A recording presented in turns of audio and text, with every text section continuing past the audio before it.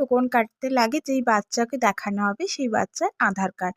এখানে আধার কার্ড দিয়ে আমরা দেখো টোকন নিয়ে ভেতরে চলে এসেছি। আর এখানে কিন্তু অনেক রকম ডাক্তার বসে, যেটা প্রয়োজন সেটা দেখানো হয়। আর এখন দেখো কিন্তু অনেকটা বেলা হয়ে গেছে, একটাও কিন্তু লাইন নেই।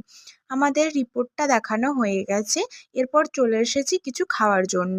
খুব খিদে পেয়েছে, সেই জন্য এখানে হসপিটালের বাইরে একটা ক্যান্টিন আছে, সেই ক্যান্টিনে খাওয়ার জন্য। আর এখানে কিন্তু অনেকে বাইরে থেকে আসে, তাদের জন্য থাকার জন্য কিন্তু এই ঘর আর এই সামনেই যে বাথরুমটা আছে, এখানে স্নান করে খাওয়া দাওয়া করে থাকা যায়।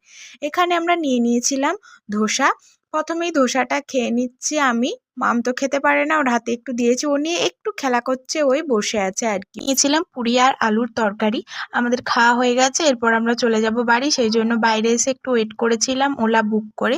গাড়ি আসতে আমরা গাড়িতে উঠে পড়ে চলে আসলাম। পর্যন্ত সবাই ভালো থাকবে, টাটা বাই বাই।